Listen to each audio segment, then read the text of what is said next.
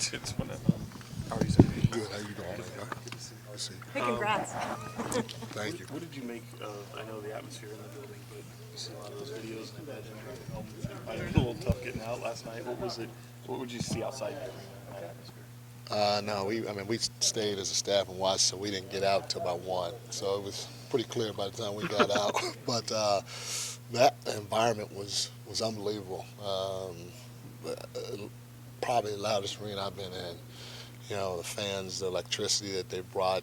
Now, while we were meeting here, watching it, Doko, I mean, you can hear them partying while we were watching the film in our room upstairs. So to have that type of energy before the game, during the game, and then after the game was absolutely amazing. What do you think that does to your players?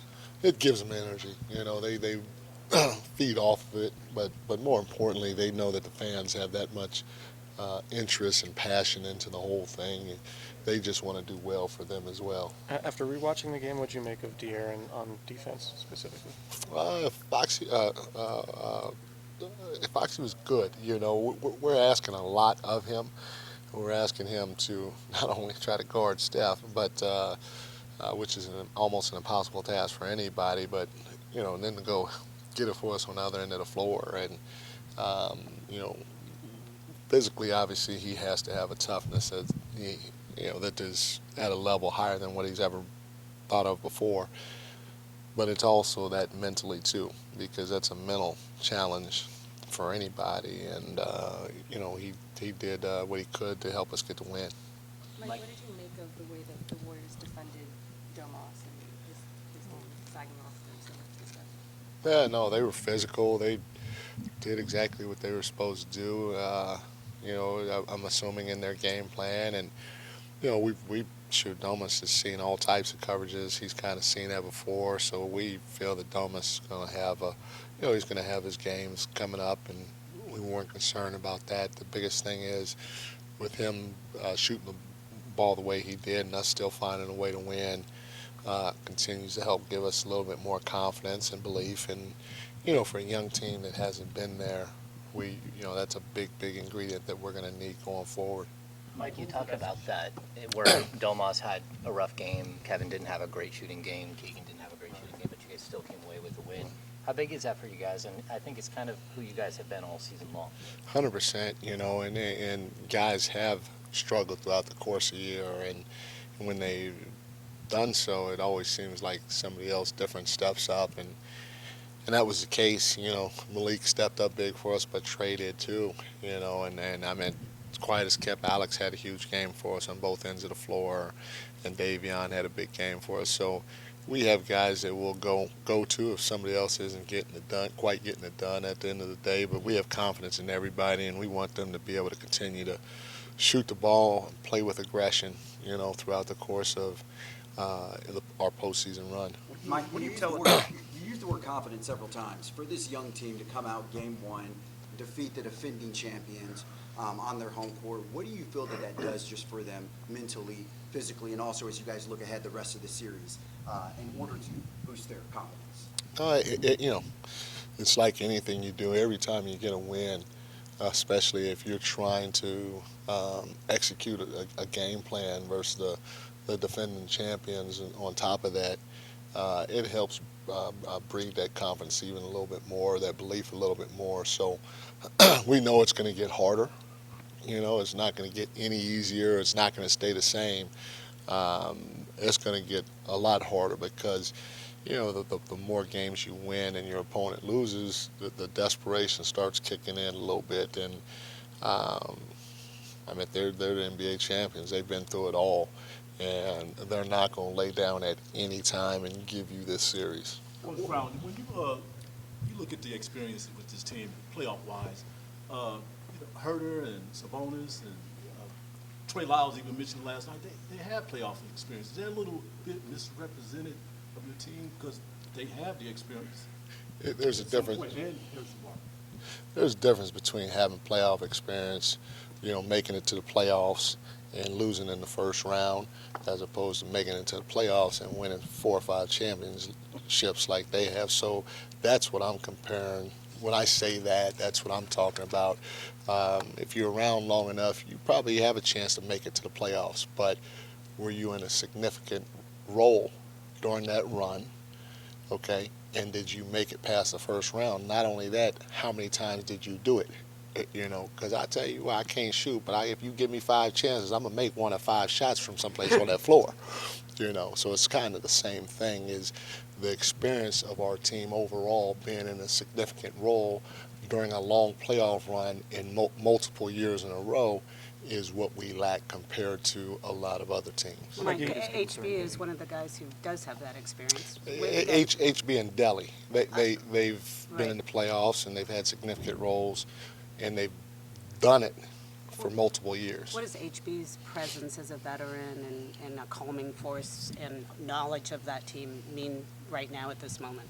No, it's huge. You know, you need veterans on your team. If you think about it, you look back at the history of a lot of NBA champions. I don't even know if there's there's a team that has won it that doesn't have vets that have played at a high level for multiple years in a row.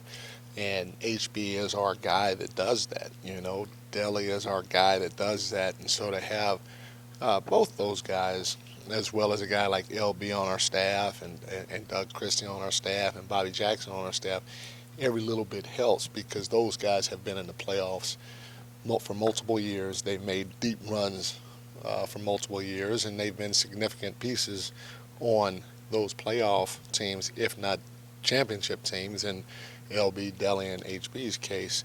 So the knowledge that they can pass on to these guys, especially in dire situations or adverse situations, is huge, and how to respond and react to those. It's going to be key to us because, again, we don't, at the end of the day, have the experience, and so we're going to have to go through it as a group for the first time. Mike, you were on the staff last year when the Warriors were down in the finals 2-1 to the Celtics. Just, well, what did you make of their resolve in that moment, and is that a message that you're communicating to this team, saying, hey, they've been down by more than a game, obviously, in high leverage spots? No, you know, as time goes on, we'll say that. We just want the guys to understand it's one game, and got a long way to go, and it's going to only get harder from here. And we're going to keep reiterating that message to our guys, and you know, we'll find different ways to do that as time goes along. But we want that to really sink in more than anything else. What do you think your biggest concern is heading into game 2? It's going to get harder. I mean, they're going to come. Everything that they do is going to be magnified by 10. They're going to make some adjustments. We're going to have to try to counter their adjustments without overreacting and still continue to play the way we play because, you know, I don't know if we're good enough to go away from that right now. And we play fast, and, you know, we want to be physical on both sides of the ball, so that's no secret. That's how we're going to continue to try to play. You know what a championship team looks like. What characteristics do you see in your team that maybe have that? The biggest one, in my opinion, is a competitive spirit. Our group has a competitive spirit.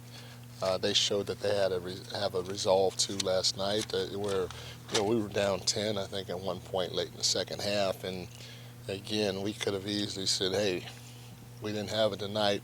We got 6 more games to try to get this done. Let's just, you know what, do whatever we do and try to get through this and get ready for the next game." But our guys continue to fight and claw and find a way to get it done. And that was big. That was big for us to go through that and still try to find a way to get a win at the end. Mike, We're not a big team. Alex obviously makes us a lot bigger, but this team does a tremendous job of getting offensive rebounds and then kicking it out for what we call dagger threes. And so to try to limit those as much as possible is something that's going to be huge for us because they have guys that, you know, you look at Looney, you look at Draymond, and then you look at Wiggs. We talked about, you know, I felt he helped us more than anything last year, winning the championship with his offensive rebounds. And now they got a guy in DiVincenzo that goes relentlessly to the glass every time. So to keep them off the glass is going to be big, so we don't give them the second opportunities to knock down threes. Do you have a favorite moment or story from yesterday that you would share with us? Moment or favorite story? Yeah, when I picked up my grandson after the game and he smiled at me. That was probably my favorite one. The stuff that Draymond Green does is obviously pretty well known. You guys kind of handle some of that pretty well. Is that a moment where you have to constantly, your staff, remind them not to maybe take the bait? Obviously, Malik can chirp back and Trey kind of smiles it off. Does that just speak to the composure of your team? I think it speaks to the composure of our team. You know, Draymond, again, he's a freaking multi-time champion, and he's going to be who he is. And, you know, he doesn't get enough credit for who he is because he's basically, in my opinion, you know, Steph and Clay and all of those guys are fantastic. But Draymond is the engine behind that machine, and he's going to do what he needs to do to get his team going. And whatever that means, for us, we have to stay the course and play our game. We can't get caught up in anything on the side or anything like that because it'll distract us from what our goal is at the end of the day. And we've talked about it, but for us, it's not anything that we're continuing to harp on. One more, guys. Coach, you see the game differently than we do or the fans do.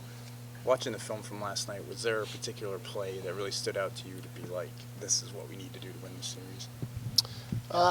One of the things that stood out to me was the way we contested threes. You know, we did a fantastic job, and they're very good at getting a lot of threes up, and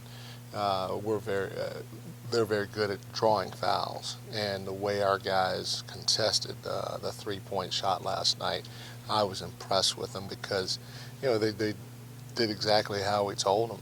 You know, you can't jump towards their body. If you jump towards their body, they're great at, you know, whether it's sticking their leg out or extending their arm into you, and they're going to get the call because of who they are, you know. And so for our guys to contest without doing that, I thought was a big thing overall. And then, you know, like I said, eliminating the dagger threes as well as the threes in transition, which they're very good at too. We did a decent job of matching up when we were getting back, no matter if it was our guy or not. Thanks, everyone. Thanks, Coach. Thanks, Coach. Congrats. Thanks, Mike.